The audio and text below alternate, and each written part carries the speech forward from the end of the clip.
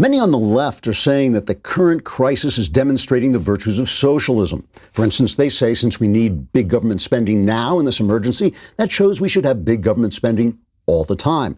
Or since government has to support healthcare now, that shows government should pay for healthcare all the time. Now, I always agree to the logic of the left because it keeps them pacified and gives me a chance to back away slowly before suddenly hitting them on the side of the head with a 2x4 so I can run away before they muster a mob of balaclava-wearing knuckleheads looking to kill anyone with a differing opinion. So I've decided to live by these brilliant leftist arguments for the foreseeable future or until my theme song starts, whichever comes first. For instance, if you should come down with a serious case of the virus and end up in a hospital bed with a ventilator mask on and tubes running in and out of every orifice of your body, that shows you should live like that all the time, and maybe put your leg in a cast as well just for good measure. If your city has suddenly turned from a vibrant center of culture and commerce into an empty series of stone canyons in which the most entertaining thing happening is a crumpled piece of paper caught in a swirling updraft, then you should abandon the city all the time and return to the land where you can use your many agricultural skills like excavating your left nostril while watching Netflix. And if you're an outgoing social butterfly who suddenly finds yourself huddling alone in a room hoping a loved one will find your body, you should live like that all the time or until you turn to useful mulch. Thus, by applying leftist logic to all the actions taken during an emergency, it turns out we really can learn something, namely never to use leftist logic at all. Trigger warning, I'm Andrew Klavan, and this is The Andrew Klavan Show. I feel hunky-dunky, life is tickety-boo. Birds are winging, also singing hunky-dunky-doo. Ship-shaped, tipsy-topsy, the world is zippity-zing. It's a wonderful day, hurrah, hooray! It makes me want to sing. Oh, hurrah, hooray!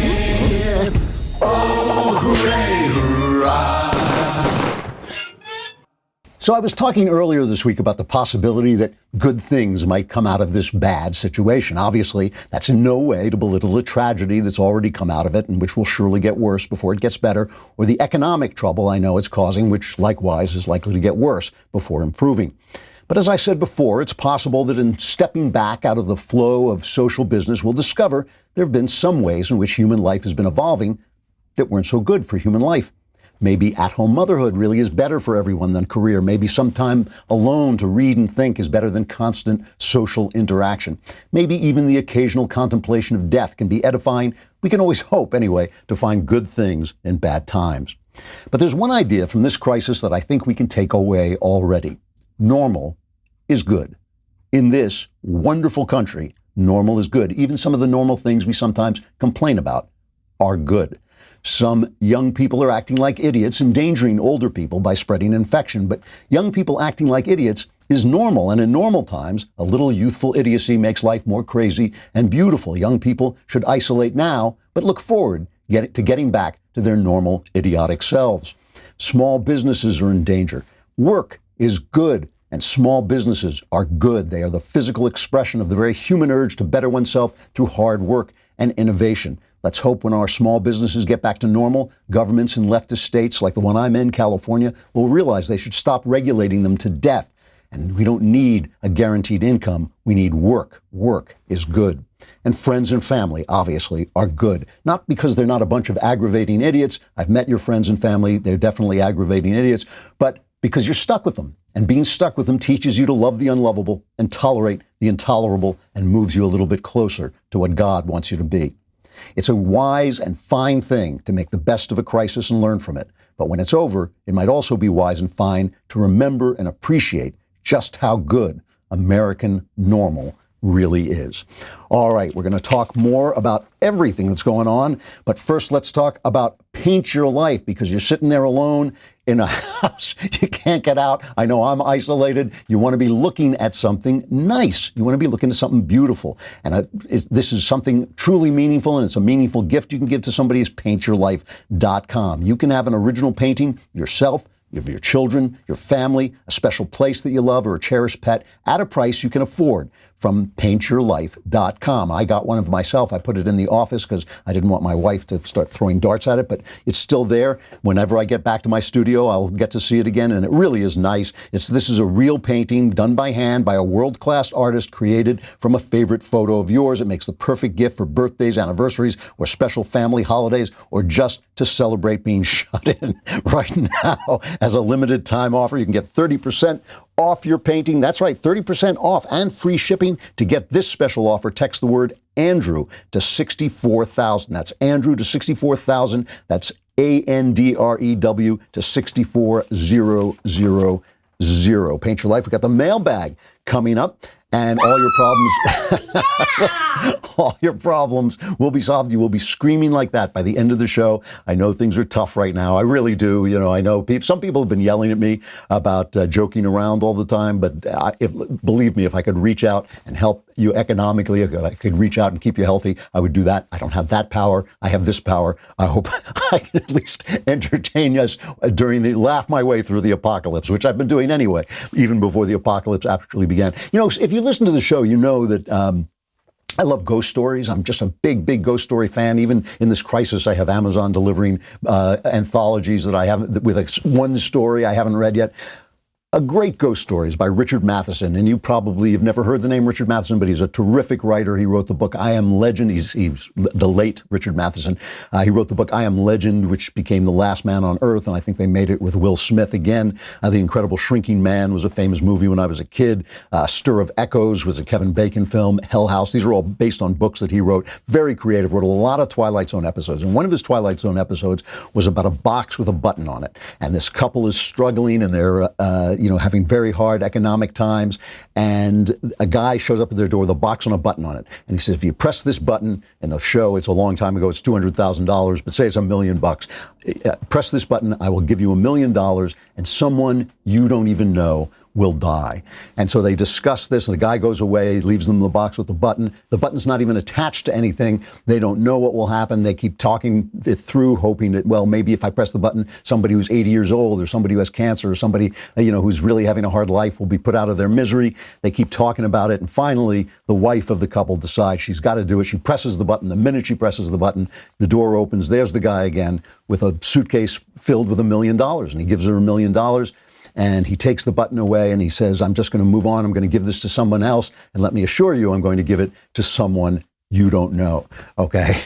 That's the situation we're in now. And I'm speaking especially to people who are still going out to bars, still going out to beaches, who are not thinking about the fact that you spread an infection to people you don't know. And you think, well, this is only dangerous to old people, I'm in Ohio and my grandma's in Florida. But the thing is, somebody else is in Florida with a grandma in Ohio. And so we're all kind of taking care of each other. And of course, the most important thing is that it doesn't get back to me. That's the thing we all want to be thinking about.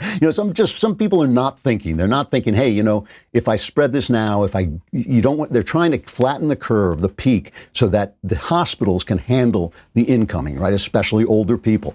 And so you want to help them out by doing that, by maybe not going out to a bar, maybe not going out to a party, maybe not going out to the beach, and living just a little bit differently this one time. It's what they call the social contract. We're all in it together. It's incredibly annoying. I know it is. It's a little easier for a writer like me who spent so much of my time alone and actually kind of enjoys being alone. But still, you want to think about somebody you don't know, because somebody who doesn't know you is thinking about you. That's the whole thing. That's the reason I tell that ghost story. There is a wonderful ghost story that reminds us of what's going on. So everything's changing. We're going to talk about all the news that's coming up, and then we'll talk about the mailbag, because there's some terrific, terrific questions today, especially some questions about where we stand in the middle of this crisis. A lot of people talking about the different ways we can deal with this. And of course, there's all kinds of things we're going to learn from this, so the next time we do it better. But so far, they're doing the best they can, and we'll talk about everything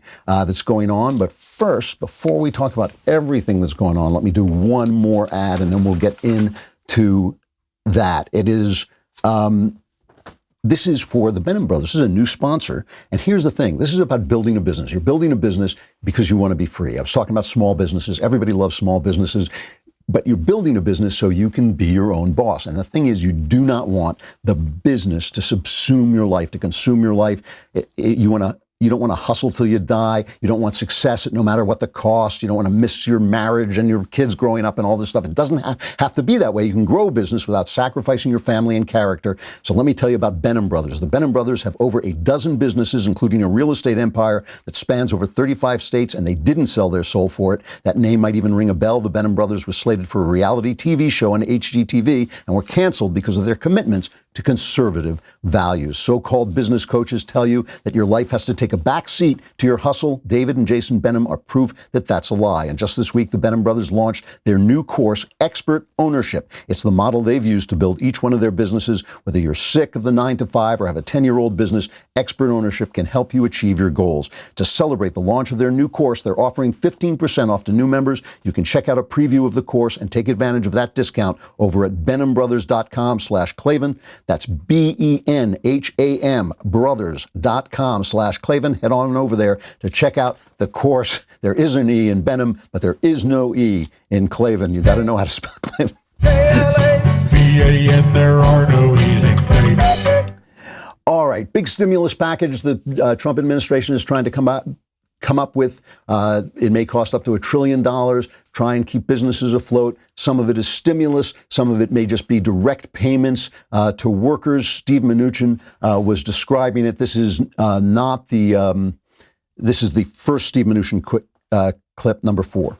The president and I worked on a very significant economic stimulus plan, and these will be payments to small businesses. We've talked about loan guarantees to critical industries such as airlines and hotels. And we've also talked about a stimulus package to the American worker. You can think of this as something like business interruption payments for the American worker. The president likes the idea of the payroll tax holiday. I will tell you what we've heard from many people, and the president has said we can consider this. The payroll tax holiday would get people money over the next 6 to 8 months. We're looking at sending checks to Americans immediately. And what we've heard from hardworking Americans, many companies have now shut down, whether it's bars or restaurants. Americans need cash now, and the president wants to get cash now. And I mean now, in the next 2 weeks. So people are saying this is the Andrew Yang plan. Maybe we should always go with the Andrew Yang plan. That reasoning is absolutely specious, absolutely ridiculous. Just because you do things in a crisis doesn't mean you do them all the time.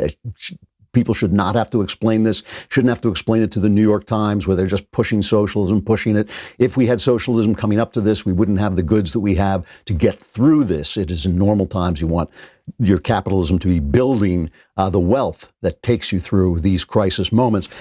But the important thing, the press is focusing on the things that really matter. This is cut number 2 as they questioned Donald Trump about something that is, I know, so important to us all. China and others have criticized you for using the phrase Chinese virus. How do you feel about that? Are you going to continue using that phrase? Well, China was putting out information which was false, that our military gave this to them. That was false. And rather than having an argument, I said, I have to call it where it came from. It did come from China. So I think it's a very accurate term. But no, I didn't appreciate the fact that China was saying that our military gave it to them. Our military did not give it to anybody. Critics say using that phrase creates a stigma. No, I don't think so. No, I think saying that our military gave it to them creates a stigma. Good for Trump. Here is a basic rule. When the left or journalists, but I repeat myself, starts talking about what things are called, it means conservatives are right. So Trump is doing a good job. And the way you can tell Trump is doing a good job is because this is becoming an issue, right? If you hear people say, oh, you know, there's a lot of crime in black neighborhoods, and the left says, oh, you said black, you're supposed to say African American. That means there's a lot of crime in black neighborhoods. That's what that means. So anytime they're talking about what things are called, anytime they're talking about words, they're just simply trying to seize control of the discussion and throw smoke, basically, to cover up the fact that something they don't like is happening, which is that Donald Trump is doing a good job. Even Dana Bash, hell froze over, and Dana Bash on CNN said so. This was remarkable from the President of the United States. This is a nonpartisan. This is an important thing to note and to applaud from an American standpoint, from a human standpoint. He is being the kind of leader that people need, at least in tone, today and yesterday, in tone that people need and want and yearn for in times of crisis and uncertainty. Hell must have frozen over. It must have frozen over. But remember this, if you call it the Chinese virus, if you call it the Kung flu, if you call it the flu Manchu, if you call it any of those things, how dare you? It will be, you know what it'll be like? It'll be like net neutrality. When they ended net neutrality, it'll be like the Paris Accords. People will die. Here's Karine Jean-Pierre on MSNBC. If you call it the Chinese virus, people would cut through.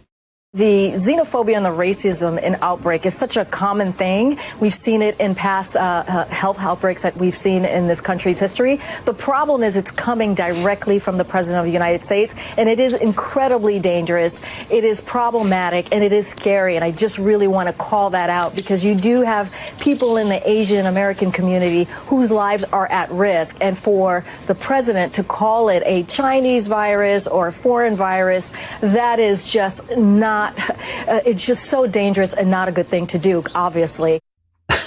The press is really concerned about that, but not always. We have a montage that was sent to us by our friends over at the Media Research Council, the Newsbusters site that I love so much. And they sent us this. This is Chris Cuomo. It starts with Chris Cuomo calling people out for saying the Chinese flu or the Wuhan flu or Kung flu or flu Manchu or, you know, the yellow peril or whatever they're calling it. And then the rest is the media.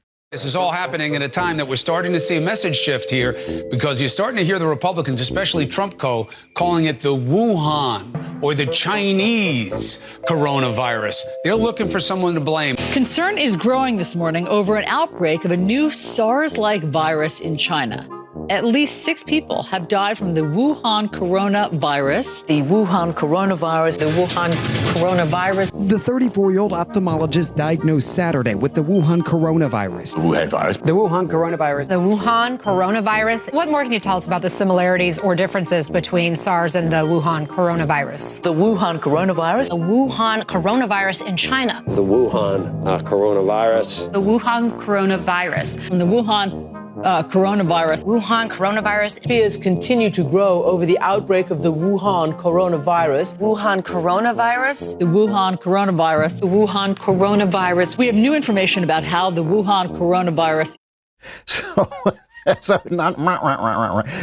Jim Garrity over at the National Review talks about this, and he quotes the Times of London. Chinese laboratories identified a mystery virus as a highly infectious new pathogen by late December last year, but they were ordered to stop tests, destroy samples, and suppress the news. A Chinese media outlet has revealed a regional health official in Wuhan center of the outbreak demanded the destruction of the lab samples that established the cause of unexplained viral pneumonia on January 1st. China did not acknowledge there was human-to-human transmission until more than 3 weeks later. I mean, this just goes on and on. They've covered it up. They just chased the Washington Post, the New York Times, and one other paper out of China because they don't want information to spread. Well, they'll bring them back here where they won't spread information. And the Chinese authorities, you know, they denied it all through January. People still disappear in China if they tell the truth. I mean, this is something they keep doing. And meanwhile, Trump is absolutely right. They have been spreading this classic Chinese, propaganda that somehow the American military spread it into China, because this is always true of of communist governments. It's always true of communist governments that they cannot take the blame for anything. It was like in Russia when they had a serial killer. They said, oh no, there are no serial killers under communism, so that can't be happening. And the guy just went nuts and kept doing what he was doing because they can't take the blame for anything because they're living off a theory. They're living off a theory instead of off reality. Marco Rubio was talking good sense on Tucker Carlson last night and pointed out that this is why Trump is right about bringing business to America and buying American. This country made a decision about 30 years ago that the most efficient allocation of capital was to move many of the means of production to other countries. It was cheaper. China, but not just China, other places. Well, now that vulnerability is being exposed. It's not just China anymore. India, Germany, Japan, a lot of the key ingredients and components for all kinds of things, from Tylenol all the way to pharmaceuticals and even in the electronics realm, those components, even if we make the final product here, we depend on those countries for those components, and they're hoarding them. They're holding on to them because they need them to deal with the downturn and so forth, or because their factories have been closed. It has revealed that industrial strength is a key component of the national security of any country, and sadly, It's taken this crisis to reveal that to a lot of people. You know, it's really, really interesting when you think about it, that it's Donald Trump who had a care for the working man. It's Bernie Sanders who keeps thundering about the working man, but it's Donald Trump who's actually taking care of the working man by thinking about the fact that he wanted factories and manufacturing back in America, by just thinking about that simple fact that there shouldn't be. Remember his inaugural address when he talked about the rusting factories, this American carnage, and everybody said, oh, that's very dark. Oh, that's so dark. That's so dark. But suddenly he has turned that darkness around, and he really has. I mean, it's amazing to me that the suicide rate, or the death by drugs and so forth, and death by misery has dropped under Trump. It's him who has really taken care of the little guy and is paying off now and will pay off in the future. So now, while you're sitting around, while you've got nothing else to do, this is the perfect time to start to preserve your memories with Legacy Box. It's the kind of thing that you let go and you let it go and you don't get around to doing it, and things can spoil, old tapes can spoil, old pictures can get ruined.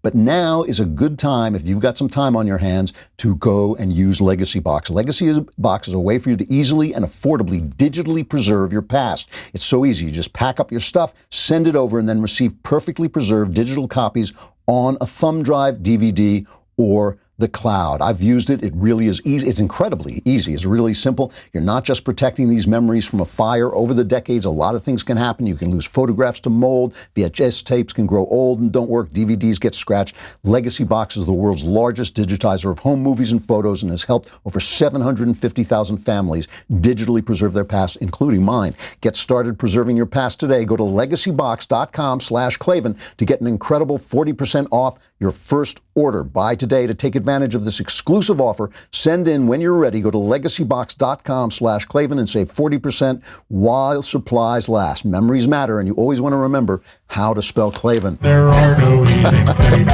That is the important thing. Those are the important memories, right? Because sometimes that's one of the things I forget sometimes. The primaries. There actually were primaries. Bernie Sanders is getting the communism beaten out of him. Joe Biden easily defeated Sanders in 3 major primaries on Tuesday. According to the New York Times, this all but extinguishes Mr. Sanders' chances for a comeback as anxious Americans turned out to vote amid a series of cascading disruptions from the coronavirus pandemic. This is Florida, Illinois, Arizona. The numbers in Florida are hilarious, really, when you think about it. It's 63% for Biden to 23% to Bernie. Maybe Bernie has found out that people who actually have experienced Castro don't care about his literacy program. They didn't like all the killing and being imprisoned and being impoverished.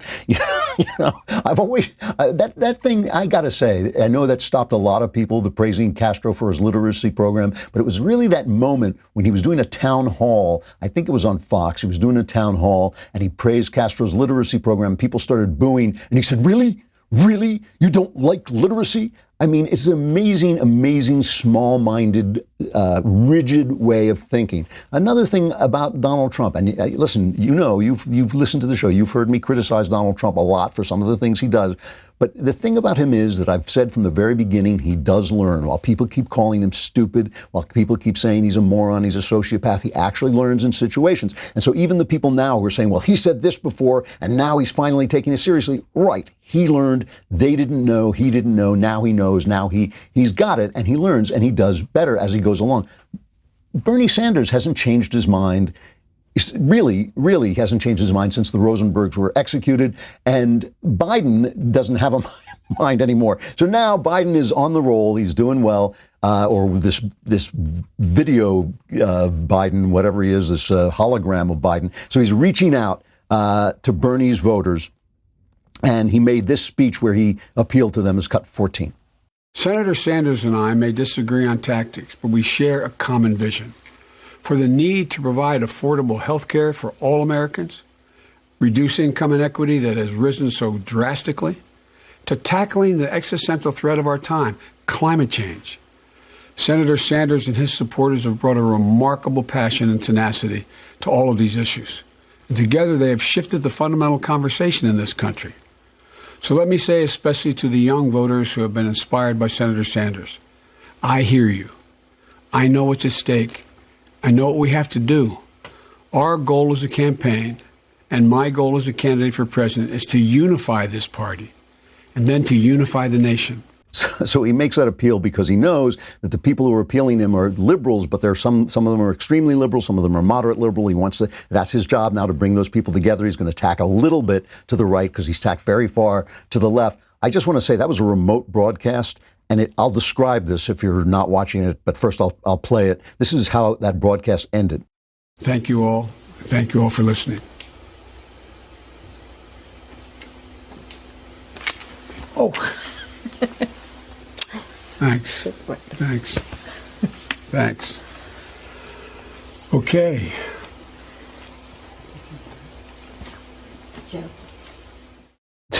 So he's in a room by himself, right? You know, with his crew, and he just keeps staring at the camera as if he expects something to happen. And finally, his wife comes on and says, "Come away now, Father. It's time to take you home." This is the guy who's going to be handling, in the Democrat mind, this is the guy who's going to be handling the next crisis, and sitting there staring into the camera, going, "What do I do now?" And Jill will be taking care of him, and it's time. It's all right, Joe. It'll all be. God, I can't even believe they're talking about electing this guy as opposed to the vibrant guy with ideas that we have in there now. But they are. And meanwhile, Bernie, I love Bernie. Bernie is using, never let a crisis go to waste if you're a communist. Bernie is using this crisis to sell what he has been selling all these many, many years. Have we got this clip? Yeah, there he is. Play Bernie. We must make sure that companies that get bailouts are required to sell equity to the government and put workers on their board of directors. It's like Ebenezer Scrooge, you know, I'll bail out your company, but I become the company.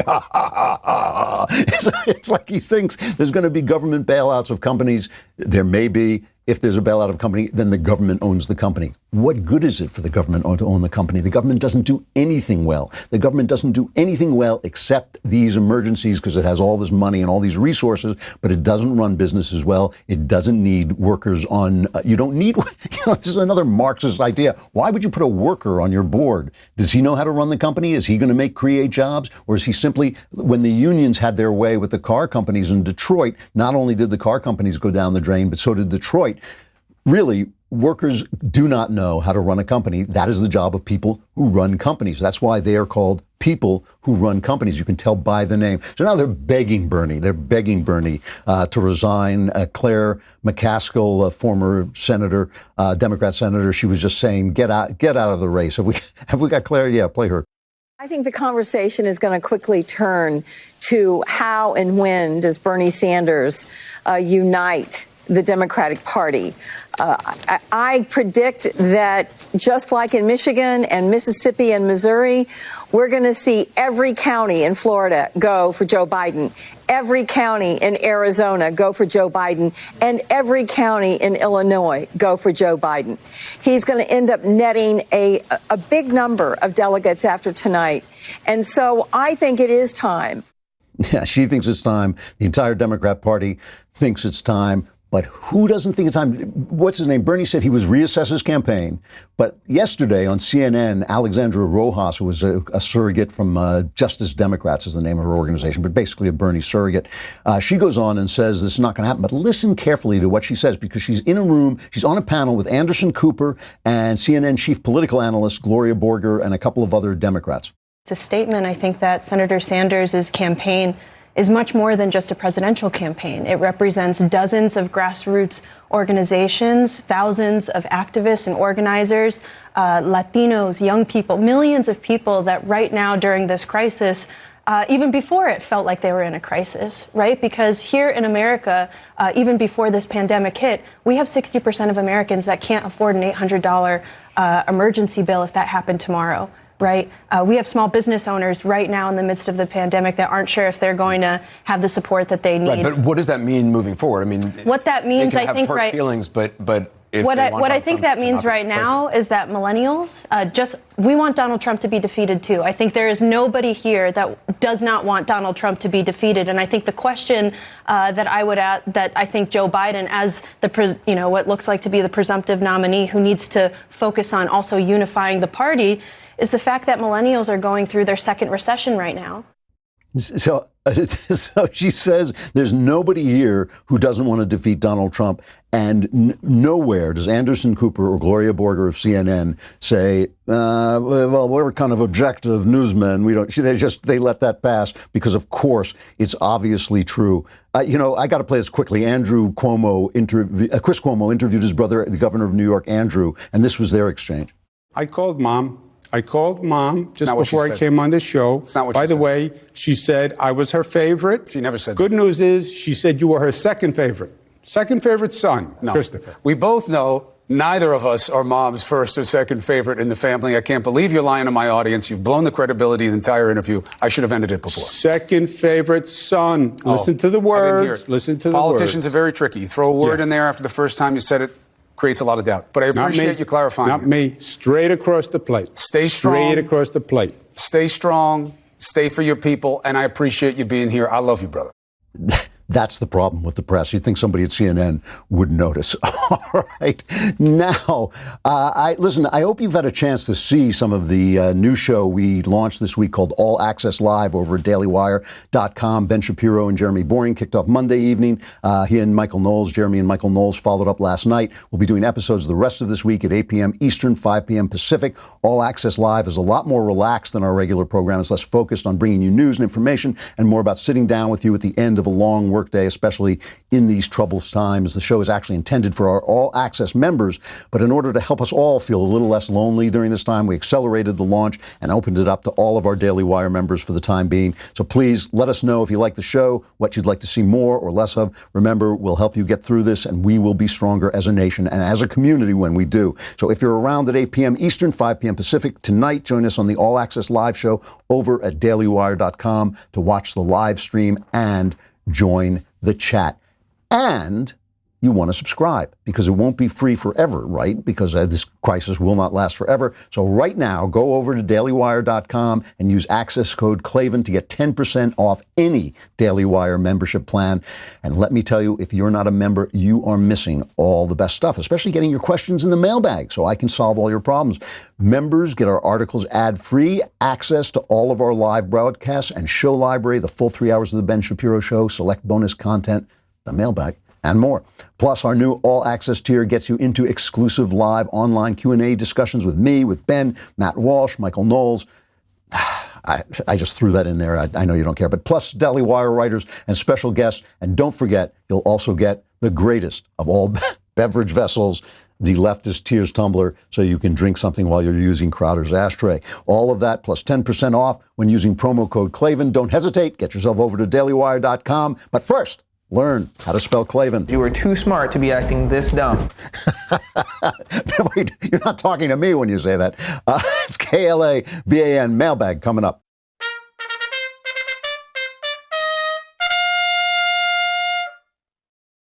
All right, Mailbag. Woo! Yeah! All right. From Brody, dear master of the known and unknown universe who makes everything look easy, needless to say, the coronavirus has put many people, including myself, into a contemplative state. I've been taking the opportunity to reflect deeply on my faith and values as a Christian, good use of a crisis. In this reflection, a question that I have struggled with for a long time resurfaced: does God punish his people. I'm not a crazed doomsday theorist, always looking for the end times. I'm not Jonathan Edwards, sinner in the hands of an angry God believer. But it's hard not to see this virus and think, is this a sign from God, or is God angry with the world? I've had some similar feelings at a more personal level, times of struggle and of extreme hurt within my family, where it was hard not to think that God is angry with me and punishing me for my sins. So I wanted to take this opportunity to turn to you for clarity. Since your answers are guaranteed 100% correct, thank you for all you do for conservatism, and God bless. My answers are guaranteed 100% correct, and in this case, I can say definitively no. God does not punish the people in the way that you mean. It is, and you know how you know this? You know this because the innocent suffer, okay? When you're only thinking about yourself, your mind can get a little clouded, but when you look and you see a sick child, when you see children who never even get to live, when you see the evil that people do to people who have done nothing to them, you know that this is not a direct, you did this and that therefore God is punishing you, or you're a sinful person and therefore God is punishing you. That's not the way it works. Even Jesus was asked about this. He passed a blind man and somebody said, his disciples said, Rabbi, who sinned, this man or his parents, that he was born blind? And Jesus said, neither this man nor his parents sinned, but this happened so that the works of God would be displayed in him. So here's the thing, right? God has created a world of consequences and free will, okay? Now, when you hear people say there's no free will, or you hear people say that God doesn't care about the consequences are random, that is because they are doing what is essentially Adam's sin. They think they're trying to think like God. They're trying to understand the mind of God. You can't understand the mind of God, nor do you have the imagination that God has, the creative power that God has to create a world in which every particle interlinks with every other particle so that many things can be true simultaneously that the mind of man cannot conceive as being true simultaneously. So it's a world that God has made of consequences and of free will. The consequences are, if you behave in certain ways, things will probably go better for you, right? If you take care of yourself, if you exercise. People always say, oh, Christians, they just want to be good so they go to heaven. Well, it's like saying you only want to exercise so you'll be in good shape, right? There are consequences to what you do, and you want to live into those consequences. You don't want to be an alcoholic. It's going to ruin your life because there are consequences. You don't want to abuse people because it's going to make them and you feel bad. There are consequences. But there's also free will at the exact same time, which means that the world is going to look random to you. The free will extends to nature. Nature has to look random in order for there to be free will, okay? In order for there to be free will, things have to have a certain aspect of randomness to the people making choices. So there's going to be randomness, and you have free will, so you can do evil to the innocent. So the world can make you ill, though you don't deserve it. Illness can spread, though the people don't deserve it, and you can do evil to people. Those things are happening at the same time. So what's the answer? How do you respond to that? The thing is to think like a human being. Don't try to think like God. Think like a human being. And the question you should be asking yourself in each situation, whether it's good or bad, whether it's fair or not fair, is how do I behave? How do I react? How do I draw from this the thing that God wants me to have in this situation? Because no matter who you are, no matter what's happening to you, God wants you to draw something out of that. Maybe a moment of nobility, maybe a moment of wisdom, maybe a moment of understanding, maybe simply displaying to others how one can behave in suffering. How do you, remember Jesus said he did this so that the works of God can be revealed. How do you reveal the glory of God in suffering? I'm not a pastor. I'm not a theologian. So I'm only telling you what my journey has been, what my journey of understanding has been, how I understand the works of God. But that is the thing. We know, because the innocent suffer, that this is not a direct punishment. Oh, we did something, and therefore this happened. We know it is the result of the fact that we live in a world of consequences and the fact that we live in a world of free will. So the Chinese had the option to spread the alarm earlier, and they didn't. That's free will, and we suffer for it. It's also a world of consequences where there's disease, and diseases will spread. So you're not being punished. This is not a punishment on God, but you have to look at each thing and think, how do I reveal the glory of God in my person by going through this crisis in the best way possible, and not maybe becoming like a cranky old fuss budget yelling at everybody around me. So from Michael, hello, Andrew, Lord of the Klavan, unknower of hair products. Never mind. My question concerns libertarians and their supposed neutrality. Most libertarians I know are of the socially liberal fiscal conservative, which is to say pro-Second Amendment, less progressive tax rate, Democrats. Most rail against Trump and have nothing to say against the Democrats or the left. Where do you think libertarianism clashes with conservatism, and which do you think is better for a country? Well, it's a really good question. I'm a natural libertarian, but obviously libertarianism has its limits. So, I frequently hear libertarians say, well, if you're a libertarian, if you want small government, why do you want them to outlaw abortion? Because I think the government is allowed to protect people from other people, right? It's allowed to protect me from you killing me. And so the baby even an unborn baby is a human being, so it can protect that unborn child, that the weakest person in the room, the smallest person, the person with the least voice. The thing about libertarianism is it depends upon a trust of your neighbor. It's okay, it's fine to say, yeah, if you want to live in some crazy, sexual relationship, it's nothing to me. But if everybody is doing that, women are going to suffer. If you don't have monogamy throughout your culture, women are going to suffer. There has never been a culture with polygamy where women were not belittled and enslaved. Never happens. It never happens. 0 times. Okay. So what you want is a culture where people behave well, and then when you have the eccentric, the person who does something odd, the person who behaves in a weird way, you can say, yeah, I'm a libertarian, let him go. So the problem we have now is we have so lost our way, we've so lost our moral way, that we are abusing children in plain sight. We are recommending that children be butchered because they go through a phase where maybe they think they're not sure about their gender. We're having, transvestite children's hour, so children become confused about gender when they don't have to be. We're abusing children in plain sight. That's not right, and that has to be stopped. And the government does have a right to stop it, but it does infringe on libertarian freedoms. And it's just a shame, because if people behave in a good way, if people agree to certain rules of the road, if people have virtue and they act with virtue, then you don't need a government to come down on people. Virtue is important. So the difference between libertarian and conservatism knows that at some point, virtue has to be inculcated or enforced. And that's just the way that works. So, it's important for people to live in a virtuous life. We were talking about this at the opening of the show, that we're responsible for each other. If you don't live according to the virtues, if you don't stop littering, stop stealing, stop writing graffiti, then ultimately the government has to come down on everybody and make more restrictive laws. All right. From David, hail the Lord of the multiverse and slayer of ease. Culture war question. A lot of the time, Hollywood's agenda is easy to see, something I think you satirized quite well in the movie premiere scene in Empire of Lies. Everyone should read Empire of Lies. Terrific novel. But other times the messages are slipped in stealthily and otherwise innocuous entertainment. Many Disney films spring to mind. I'm hard-pressed to decide which is more influential, considering the blatant stuff is just so prolific and loud. I was wondering your opinion. Well, my opinion is that no one work or no one message or no one piece of propaganda really changes everything in a terrible way. It can happen. There can be shows or movies or books like Uncle Tom's Cabin that send a message out to people that people are ready to receive and that ignites a sort of movement. And that can happen. But mostly what I think happens is certain assumptions are brooded about by a single, an entertainment industry that is run and monopolized by one side. So again and again, you're going to see movies in which motherhood is restrictive and men are abusive and businessmen are evil and the environment is under threat. And you're going to see that again and again until it just becomes a cloud of knowing around you. You just know things are true that may not be true, that may be the opposite of the truth. I mean, we saw them try to do this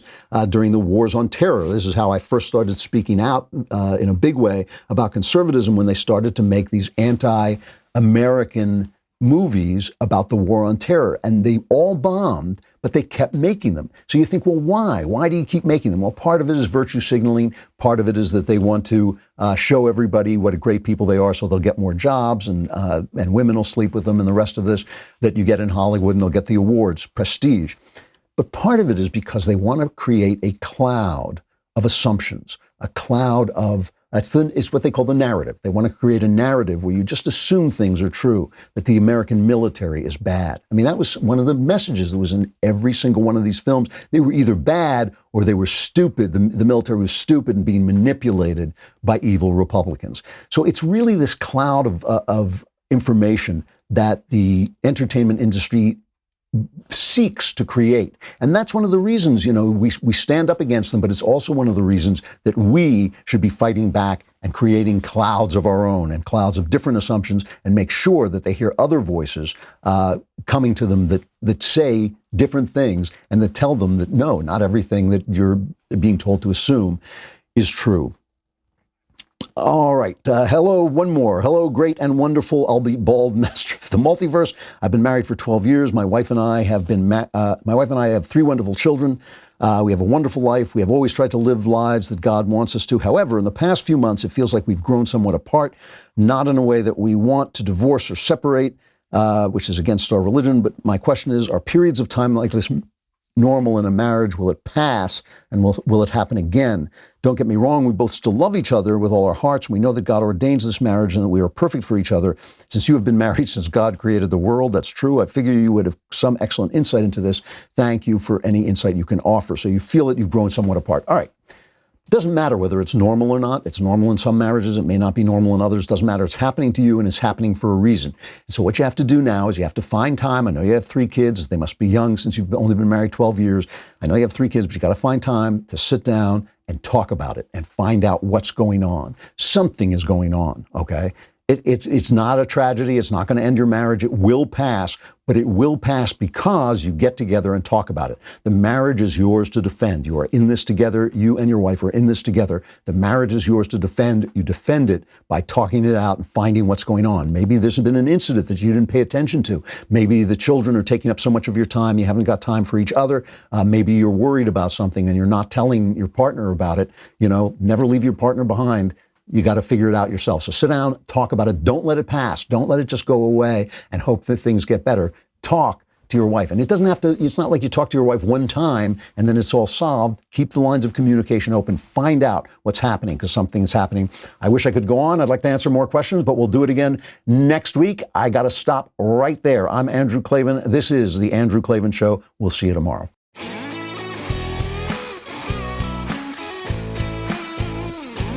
The Andrew Klavan Show is produced by Robert Sterling and directed by Mike Joyner. Executive producer, Jeremy Boring. Technical producer, Austin Stevens. And our supervising producer is Mathis Glover. Assistant director, Pavel Wydowski. Edited by Adam Sayevitz. Audio mixed by Robin Fenderson. Hair and makeup is by Jesua Alvera. Animations are by Cynthia Angulo. Production assistants, McKenna Waters and Ryan Love. The Andrew Klavan Show is a Daily Wire production. Copyright Daily Wire 2020. As the U.S. death toll from the Wu flu hits 100, some experts are wondering whether grinding the global economy to a halt might have been something of an overreaction. We examine the scientific data and the philosophical reasons why the left never lets a crisis go to waste. Then President Trump officially secures the Republican nomination for president, and Joe Biden is set to sail to his own party's nomination if he can only remember who and where he is. All that and more, check it out on The Michael Knowles Show.